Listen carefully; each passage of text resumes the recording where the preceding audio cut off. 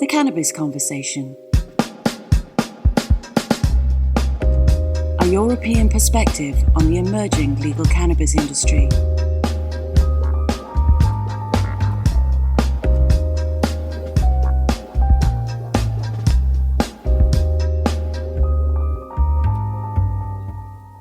Welcome to the Cannabis Conversation with the News Society, where we explore the new legal cannabis industry by speaking to the professionals that are helping to shape it. On today's show, we have Professor David Nutt and David Badcock from Drug Science.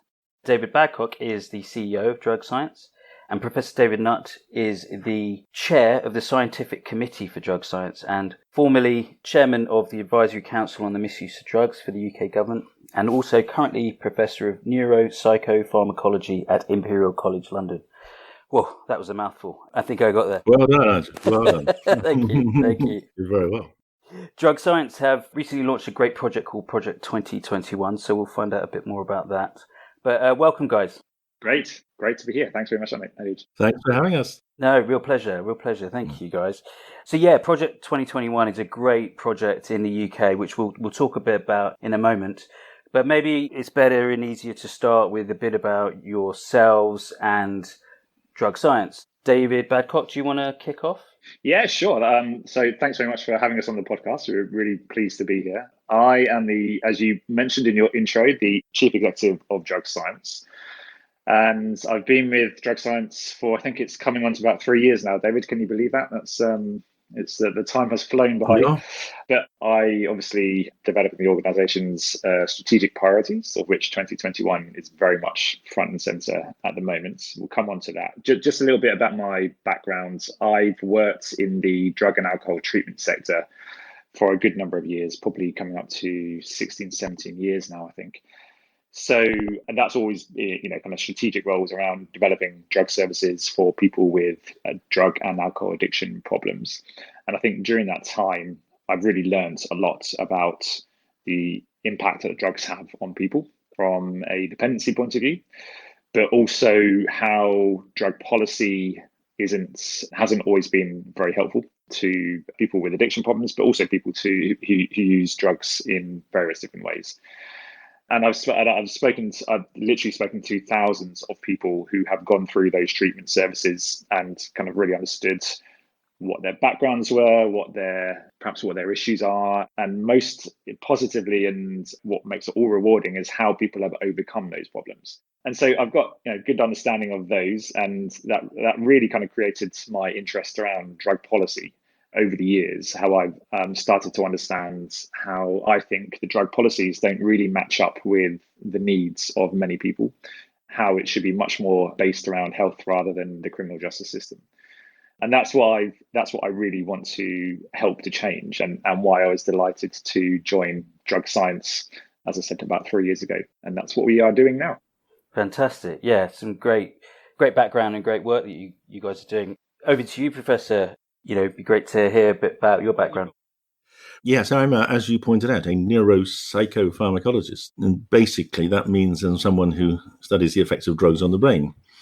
And I do that to understand how the brain works. I do it to understand how drugs work. And as a result of that, about 20 years ago now, I was asked to join the Advisory Council on the Misuse of Drugs to help them basically make sensible decisions about what to do about drugs which could be harmful but would also affect the brain.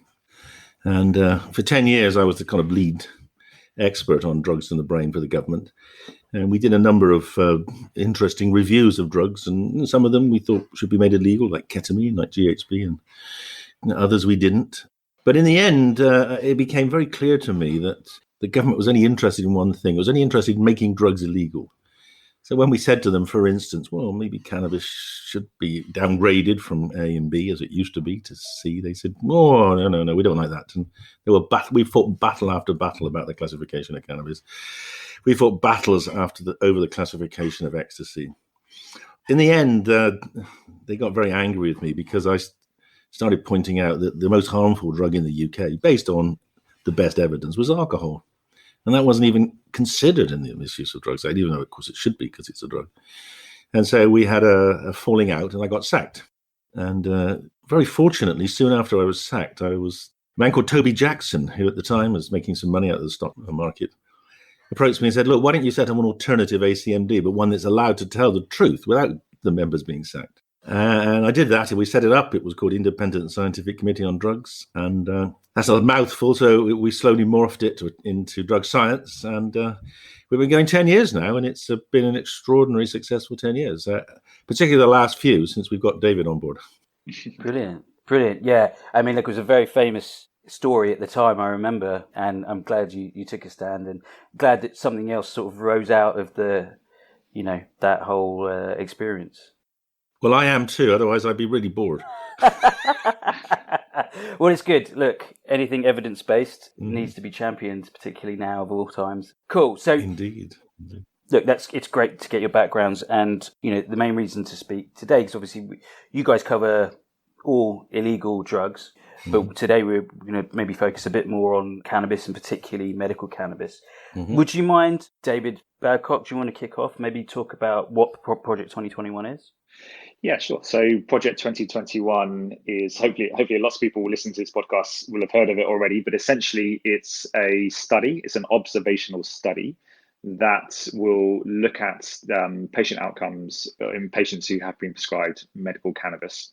It's important to say it's an observational study because it's not a trial, it's not a clinical trial. And that means essentially we are just observing what happens and what outcomes are being reported either by the patients or by the doctor. We don't get involved in any clinical intervention along that process. So that is really important to say that because there's some real differences between what it is and what some people think it is. So I just wanted to be clear. But essentially, it's the best way that I can describe it is we've really set up a framework for patients to be prescribed medical cannabis. And that's kind of like the structure of the project. So that means we've set up a multi-collaborative approach. So we've included the cannabis industry. The cannabis industry are providing products at a subsidized rate, a heavily subsidized rate for patients. And, because we know that one of the big barriers at the moment for patients is the high cost. So we've managed to overcome that barrier by working with companies to provide products at a much reduced price. We are working with clinicians and established clinics and clinicians and doctors who are prescribing. So we're helping them to understand what medical cannabis is and have greater knowledge to be able to prescribe the right products to patients. And we're working with patients as well. Patients are involved in the patient support to help make sure that we're setting the project up in the right way and with the patient's interest, their best interests at heart. And then lastly, the thing that knits it all together is the academia. This is an academic study. It's very much academic led.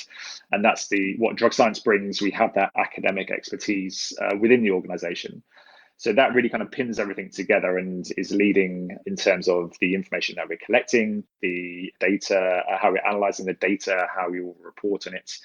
And hopefully it will lead to what we really want it to do, is to lead to a body of evidence that will show what the effectiveness is of medical cannabis. And that means it will be, not just thinking straight away that it's going to be all positive. There may be some negative side effects and maybe some adverse events. We will report on all of that as well. But it will do is create a body of evidence that we hope that the regulatory authorities like NICE and MHRA and NHS England and Department of Health and everybody who's involved will be able to use that body of evidence to help them to develop the right guidelines for patients, basically for doctors to prescribe to patients. And then ultimately that medical cannabis will be much more widely available on the NHS, reimbursed by the NHS, so that the patients aren't having to pay the costs that through the private sector at the moment. So that's it in a nutshell. There's probably lots to kind of delve into, but I think that's essentially what the project is. Yeah, thank you. I mean, that's a great summary and brilliant aims, and I like the way that you kind of sort of subsected the bits that you're focusing on. And also what I quite like is that it feels like you're leading on this. So you want to help inform how the system works off the back of genuine evidence, which is great. Yeah, exactly. I mean, and perhaps Dave will talk a bit more about that. But we've identified that we know that there's not enough evidence, certainly in the UK. There's good evidence in other parts of the world, But in the UK, it's not strong enough. There's lots of anecdotal evidence. There's lots of surveys that have been done that suggests that it's effective and medical cannabis is effective, but there isn't the academic-led data that backs it up, and that's exactly what we're trying to do here at Drug Science. Fantastic. So, Dave, in terms of the actual qualitative study, are you looking at all different types of form factors and different sort of methods of prescription and those kind of aspects? Yeah, so just a couple of things in addition to what David just said. I mean, the problem in the UK is that almost no doctor has any experience prescribing cannabis.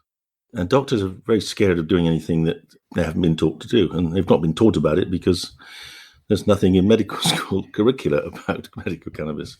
And that's something that Drug Science is rectifying. We've set up very beautiful and comprehensive educational slides. And we now have, I think, in these 6 medical schools, we have student groups which are using these slides to educate trainee doctors and trainee pharmacists into the rationale, the background and the science of medical cannabis. So that's the first thing. We've got to get people understanding that it isn't a drug of abuse, it's actually a medicine, because it was a medicine in Britain until 1951. I mean, and medicines don't just disappear because the government decides they can. I mean, but in the last 50 years, there's been an enormous amount of disinformation about cannabis. In fact, the government justifying keeping cannabis illegal has been based largely on lies about harms. So that's the second thing we're doing in 2021 is we're gathering lots of data on harms. And we believe, based on our knowledge of the drug, but also based on what's going on overseas, that the harms of medical cannabis are way, way less than the harms of recreational cannabis.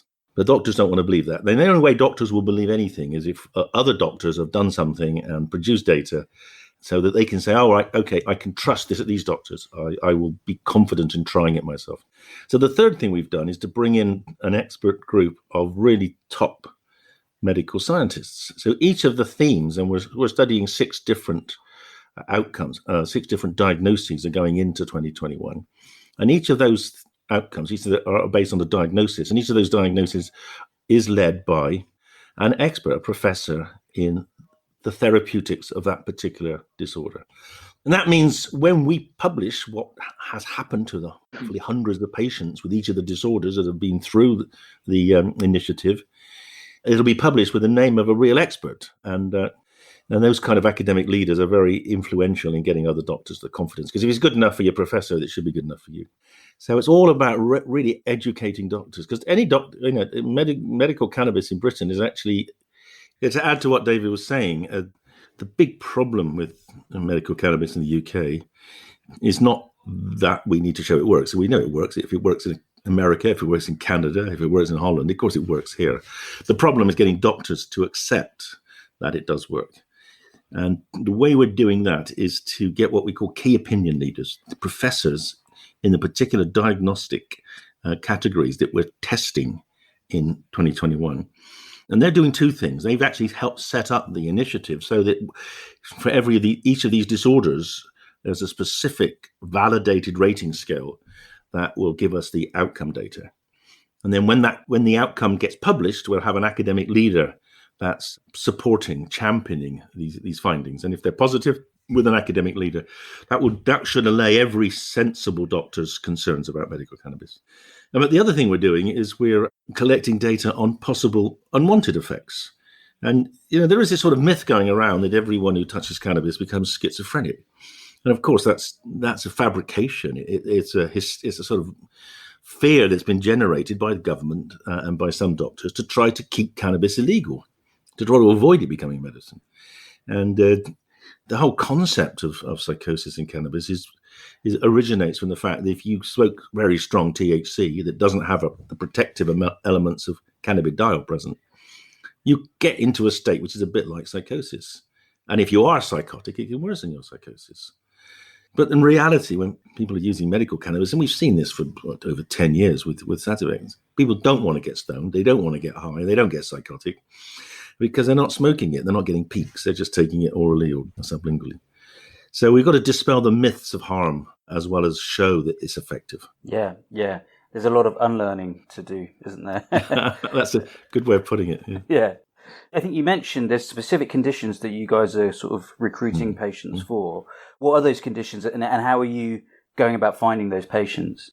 Firstly, the conditions that we are looking at is chronic pain, PTSD, anxiety, multiple sclerosis, Tourette's, and we have a strong interest in epilepsy as well. But epilepsy, I should say, is a slightly complex area and is going to certainly require a little bit more thought and planning, I think, for us before we can include that one on the study. But those are the areas that we are focusing on. And the reason being, as Dave mentioned, our scientific oversight boards have all those as their kind of specific areas of expertise. In terms of attracting patients, well, I'll just say again, it's an observational study. That means we don't refer patients. We don't recruit patients. We don't refer them. All we are doing is signposting essentially patients to the clinics or the doctors where they can be prescribed. So one way that we've been doing that is on our website, we have a register your interest page where anybody can register their interest to hear more about the project and to receive all the information about where they can go to get a prescription, and also list the details on our website as well. So we're just signposting patients to the clinics that are available at the moment. They then take the patient on the prescribing journey from that point. We have nothing to do with it at all. We have no discussion with the patient. We don't assess their needs, or we don't ask for any patient medical history, anything like that. It's entirely left with the clinic to then have an assessment of the patient, and the clinician will then decide, in consultation with the patient, the clinician will decide what's the best product for them in terms of their condition and the type of product that they need. And presumably, is everyone UK based that can participate? It's a UK project, so yes, people have to be UK based. So let me just add to what David has said. One of the things we've done very successfully is we've educated doctors who want to prescribe medical cannabis how to prescribe medical cannabis. We've set up the training system, not just the slides. We've done educational seminars. We've done webinars. So we've now got, it's about 30 doctors signed up already, David, is it? I think we've got a significant number signed up. Yep, it's in the region of that. So we've got the people that can prescribe. And the other thing we've done, of course, is we've worked really hard with the companies that are providing the medicines in order how to work through the bureaucracy, this absurd bureaucracy. Because, again, the government has been really very harsh on medical cannabis patients, because Sally Davis said in 2018, of course, cannabis is a medicine. And she said, just take it out of Schedule 1, put it into Schedule 2, and any specialist can prescribe for any indication. Fantastic. And then the Home Office said, yeah, but you're going to have to get import licenses. You're going to have to get permits for each patient. It's all going to be done on what's called a named patient basis for the specials. And that effectively blocked it. So in almost 2 years now, since cannabis has been a medicine, there's just been a handful of prescriptions on the NHS, because it's very easy for NHS providers to find an excuse not to prescribe. And actually, that's why 2021 was set up, because we watched in horror. We watched from November 18 to November 19, when 2021 was launched, we watched the complete failure of the NHS to do anything about medical cannabis. And we spoke to patients, with some of our patients who are on the 2021 working group, people whose lives have been transformed by medical cannabis, but who couldn't get it on the NHS, even though by getting it privately, they were saving the NHS thousands of pounds a week in terms of the saved costs that they were normally incurring. And it became clear to us that something had to happen. The government wasn't going to do anything. It had given with one hand and taken away with the other in a very cruel way. So 2021 was set up basically to do what the government should do. Yeah, and we won't dwell on it too much, but where do you think it's falling down in the NHS? Is it nice, or is it all parts of it? I worked in the NHS for 35 years. I've always been a great supporter of the NHS. But medical cannabis, and we've seen it subsequently with COVID, it highlights the problem of the NHS, which is that the NHS is no longer a national health service. It's a collection of different, almost semi-autonomous fiefdoms, each of which are fighting for some kind of control. The fragmentation of funding means that individuals at any level there are individual decisions to be made at the level, say, of the pharmacy, at the level of the doctor, at the level of the region, at the level of the hospital. And at every one of those decision points, it's possible for someone just to say no. And that is the weakness of the NHS now. There's no the top down doesn't work because it's been fragmented inside, and the inside doesn't really talk to each other properly. And they don't have their ambition isn't the same as the NHS. Their ambition largely is to keep their own jobs and to minimize cost expenditure, to the point where they will not allow medical cannabis in because that charges to a pharmacy, even though it could be saving the wards, the intensive care ward next door, thousands of pounds a day just by getting very sick people out of it. But there's no the proper joined up thinking in the NHS anymore. Just to follow on, I suspect also the NHS wasn't quite prepared for medical cannabis to be descheduled to Schedule 2 when it was. I think there was a very high profile media campaign in the summer of 2018, which couldn't be ignored by ministers. I think very, very clever, very effective campaign. And it resulted in a very rapid descheduling of cannabis, which, Dave has already mentioned, that was great. We were all very pleased to see it. But I suspect the NHS wasn't ready to make it effective. And particularly with, again, as David said, the doctors just not having a good enough understanding of what medical cannabis is, how it can be used, who needs it. And, even all the myth busting that needs to be done as well, that's still there to be done. So, I think there's lots of complex reasons why it hasn't moved forward. But, as this is what we're doing, we're trying to move the field forward much quicker, because it will happen. There will be, in a few years' time, I'm very sure that NHS will be prescribing cannabis in a very effective way. That we really hope that will be the case. But we can't wait years for that to happen. We want that to happen sooner. Yeah, and I'm glad you're grabbing the mantle. And in all jurisdictions, there's still a lot of work to do. Even in somewhere like Germany, where it's a bit further on, it's still not anywhere near perfect. And it's talking about kind of foreign jurisdictions. One of the things I love about the cannabis industry is that it's just different pockets of activity all over the world that, you can't really kind of reel it all back in, even if someone was determined to do so now. How are you guys working with, different groups across the world? Because there's lots of people trying to do these sort of observational studies. Yeah, well, first thing is we've been having in-depth conversations with the colleagues in Australia, particularly in Victoria. They've got, I think, about 10,000 patients already getting medical cannabis, but they haven't been collecting the data in as efficient and as computerized a way as us. So we've been talking with them about whether they might use our very elegant and doctor-friendly database. We've discovered that some American states have huge databases which actually have never been mined. People haven't, because again, the weakness of the American system is strong in the sense that you can do what you like. But as you've seen with COVID, the American system is extremely weak in actually doing what's right. So, they prescribed all this cannabis, but there's no impetus to collect the data. In fact, because cannabis is illegal under federal law, you can't get a grant to interrogate the data. So the doctors are prescribing, but no one's actually pulling together. So we've started to look at the New York state database in terms of looking at outcomes, and particularly in things like pain and also safety measures. And that's actually proved very interesting. Very, very few examples of anyone having psychotic reactions. And then actually the biggest database is always in Canada. And we're ongoing dialogue with the Canadians as to whether we could, their database is not as good as ours, but it's enormous. It's got hundreds of thousands of people, and we're seeing how we could try to dig out of that things that could be useful to us. It's obviously we haven't got the resources to analyze everything, but there may be some specific issues that we want to pull out. And are you speaking to our Israeli friends as well? Because they've obviously had a medical program in Israel for quite a while. No, we don't need to speak to them. They just tell us.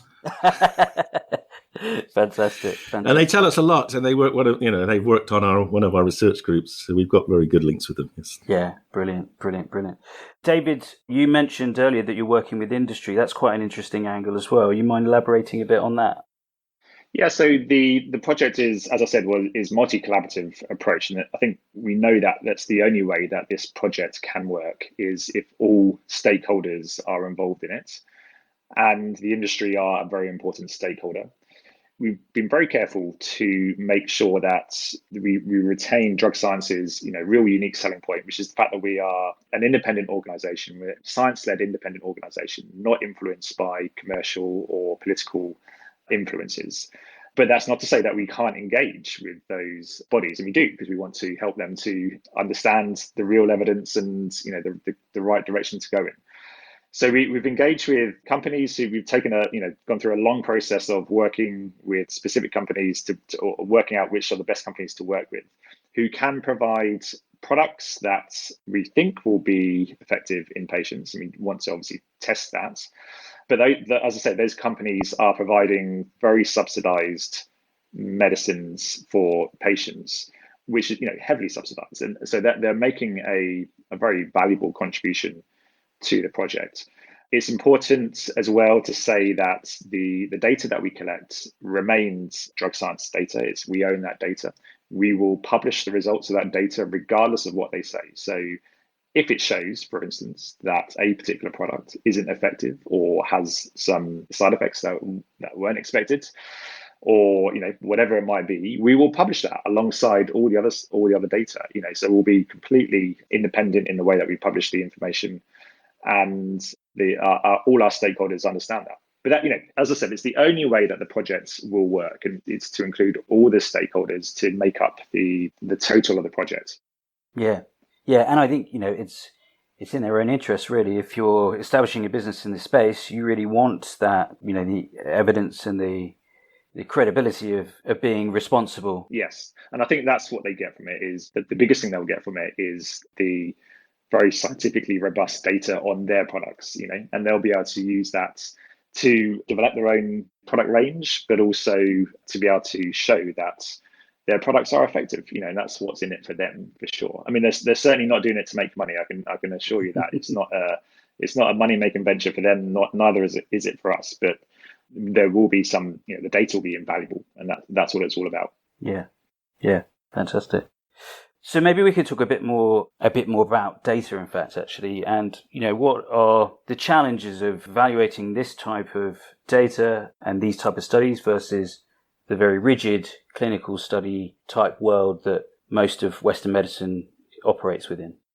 Well, it's really important to say most of Western medicine doesn't work in the tight world of double-blind placebo-controlled trials. Most of Western medicines are sold and licensed according to those kinds of criteria, but not everyone. I mean, for instance, we've been looking at which medicines are on the market that haven't been through those kind of trials.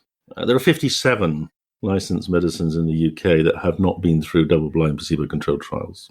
Okay, why is that? Well, because they're often for rare disorders. They're often rather unusual medicines.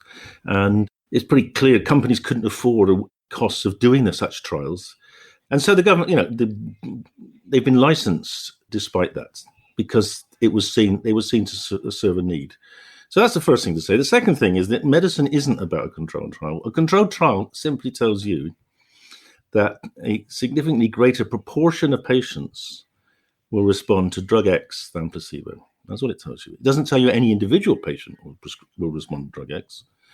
And in fact, it also tells you that a significant proportion, often 30, 40%, will respond to placebo. Well, that doesn't mean that we prescribe placebo, does it? What it tells us is that there's a better chance that patients who are prescribed will respond to drug X than placebo. But the other problem with those trials is that they're very specific in the recruitment. So if they're a trial for pain, they don't include people who've got other disorders. If they're a trial for insomnia, they don't include people with pain. So actually, they're very unrepresentative of the real world. And the majority of patients, we're seeing in 2021, but the majority of patients that any doctor sees, they've got multiple disorders. So then if you're using a drug X in someone that's got 2 or 3 disorders, and you only know that drug X works in one of them, it's not, you haven't got proof. You've got even less proof than you had before of the efficacy. And then the final point to make is medicine is about an individual. When you're a doctor, you prescribe a drug for a person, you're basically using that person as an experiment. I say that to my patients all the time. I don't know if it's going to work. I can't know if it's going to work. The only way I'll know it will work is if you tell me it works. So basically, medicine is what we call a whole series of N=1 trials. Every patient's their own trial. You have an illness before, you give them medicine, you see if they get better. And if they do, and they might decide that they want to prove it was a medicine, in which case we stop the medicine and see if they get worse. It's up to them. Or if they might be quite content with being well and they might want to stay on it for as long as they want to stay on it. And that's the nature of medicine. Medicine is about maximizing the benefit of any medication in your patient. And you'll never get that information from controlled trials. So in reality, medicine is about trying things out in patients. And with medical cannabis, we've got vast amounts of data, particularly in the USA, that medical cannabis works for a range of indications. Companies have not put them through the controlled trial route for one very simple reason. If you do that in Britain and then go to NICE, the price of your medicine will be at a level which NICE won't approve. So then why would they waste their money doing that when they know? And they've seen it. They've seen it with Sativex. They've seen that NICE rejected Sativex and it rejected Epidiolex, even though they had double-blind control data because of the costs, because the costs of those trials are overwhelming. Another reason companies won't do it for medical cannabis is getting a patent on, particularly on herbal cannabis, is virtually impossible because it's a whole concoction of different products, different cannabinoids, different terpenes, etc. So companies won't do it. And for NICE to expect it to happen is actually really being perverse. If it's not going to happen, then why pretend it's going to happen? And that's another reason for 2021, because waiting for the rest of eternity for companies to do something they won't do is actually reprehensible. What we need to do is what 2021 is, which is a whole series of N=1 trials in patients with disorders, which we've got reasonable evidence will respond to medical cannabis. And that's what we're doing. And if NICE then listen, they will, and do an economic analysis, as we will do in time. We'll do an economic analysis on our 2021.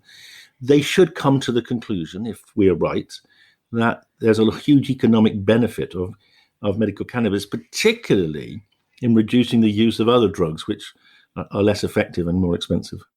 Yeah. I mean, there's loads there. And what I really liked was you setting it against the precedent of sort of non-cannabis situations and that world, how it exists in comparison to that, which is really useful. But what a recurring theme, and one that I'm fascinated by, is personalised medicine. So the N=1 analogy that you express is so important, because what will work on me is going to be different to you, for example. Precisely. And and every doctor knows that. And in fact, the big problem in Britain, the biggest problem, the thing that Sally Davis, the mistake she made, was not making cannabis Schedule 1, Schedule 2. That was great, but limiting it to specialists, because specialists are the least likely people to do something that isn't so-called scientific. If she'd allowed GPs to prescribe, GPs are crying out for medical cannabis because they're putting people with chronic pain on a whole range of drugs which have got no license for them at all, like amitriptyline. Hundreds of thousands of people in Britain are on amitriptyline for chronic pain. There's no evidence it works. They're on amitriptyline for sleep disorders. There's no evidence it works. They just do it because it's got a license for some other indication, so they can prescribe it. But they can't prescribe medical cannabis because they're not a specialist. And GPs are where the real need is. And we've got a GP working with us, and we're trying to sort of lobby through Royal College of GPs to get them to at least put some pressure. There is absolutely no reason why a GP couldn't take over medical cannabis prescribing once a specialist has actually allowed that. That is allowed, but none of them are doing it because most of them don't know they're allowed to do that. Yeah, and that goes back to the education piece as well. Absolutely. Yeah. Just to say, there's a couple of organizations that we're working with. If there are people listening to this who are interested to find a bit more, there's the Primary Care Cannabis Network, which is a network specifically for GPs who are interested in understanding more about cannabis and how they hopefully some point before too long be able to be prescribing to patients. And there's a Medical Cannabis Clinician Society as well, who's providing that education and support to doctors, again, to find out more. There's PLE, who are a patient advocacy organisation doing a fantastic job in supporting patients as well. So, there's all these organisations that are working together, working with us, and they're all a part of the 2021 and, feeding into the project.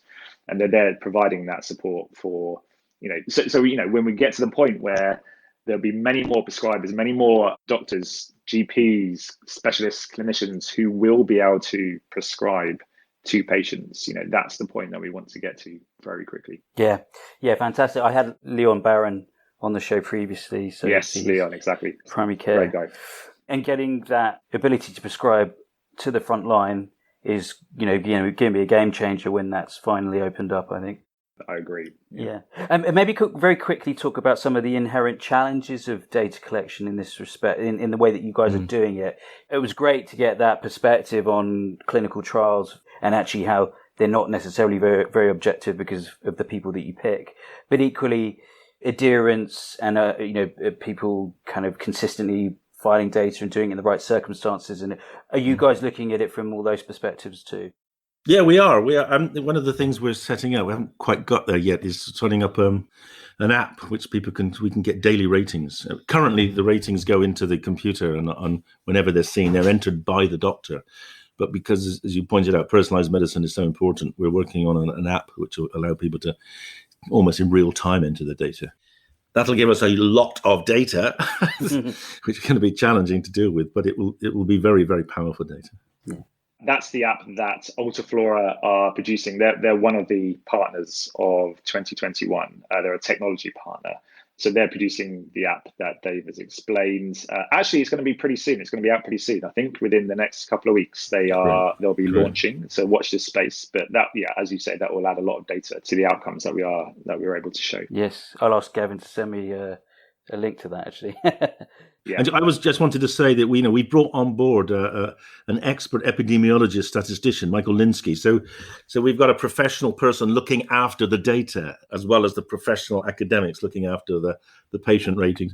And the other really interesting thing is that because when you look at the reports of the value of medical cannabis in disorders like pain, it's clear that they have utility in pain, but they also have a broader utility. People feel better generally. They feel less stressed. They have an increased sense of well-being.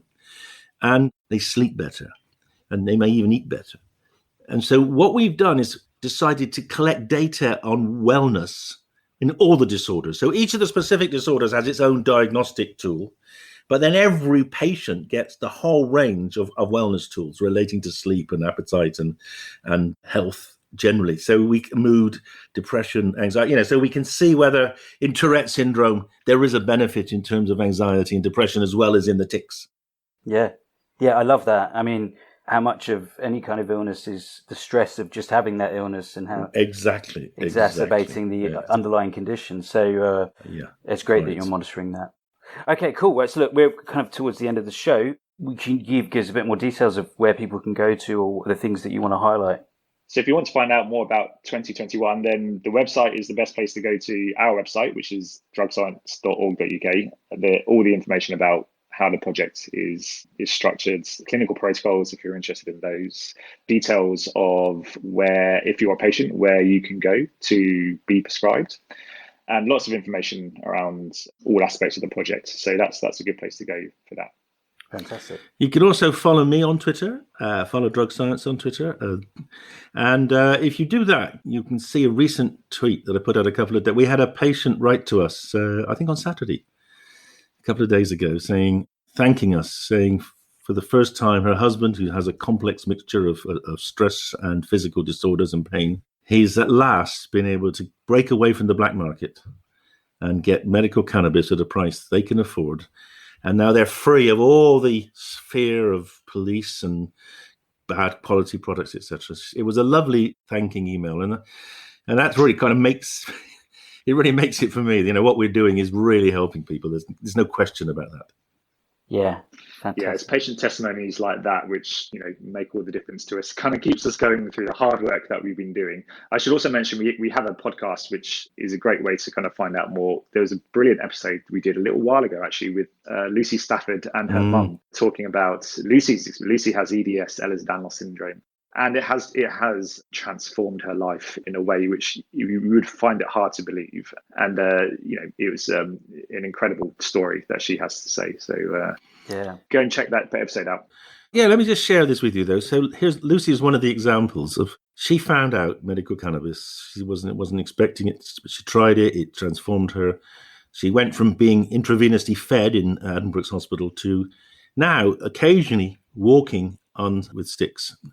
And is going to university. So her life has utterly changed. When I first saw her, which was, I guess, about 9 months ago, she talked at a session I was talking at. She was in a wheelchair and she gave a wonderful talk about how her life had been improved by medical cannabis. And I spoke to her and her mum and I said, well done.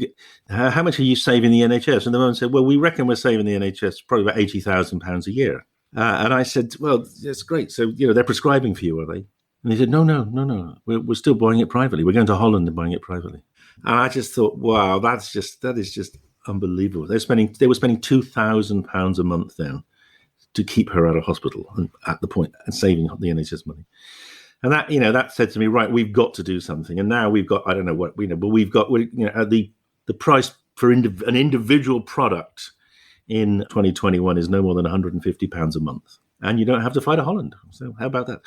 Yeah, that's great. And great that you help with that and subsidising, because getting as much to the patients for a reasonable price is brilliant. And Lucy's fantastic story. I think I saw her at the beginning of the year, and she was also speaking. I think it was one of the first times she was without a wheelchair. So just showing kind of the progression. Right. Amazing. Cool. Well, guys, thank you so much for joining me. I mean, there's so much more we could have talked about. And actually what I love is this project's going to be ongoing. So I'd love to have you back on at some point to sort of talk about how it's progressing. We'll give you first refusal when we have the first data, all right? Fantastic. I look forward to it. Great to talk, Andy. Great to talk. Thanks very much indeed. Thanks, guys.